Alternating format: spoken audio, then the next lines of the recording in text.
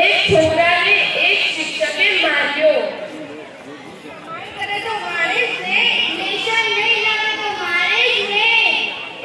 એ છોકરાએ શિક્ષક પર કેસ કર્યો અને 50,000 નો દંડ ફટકાર્યો.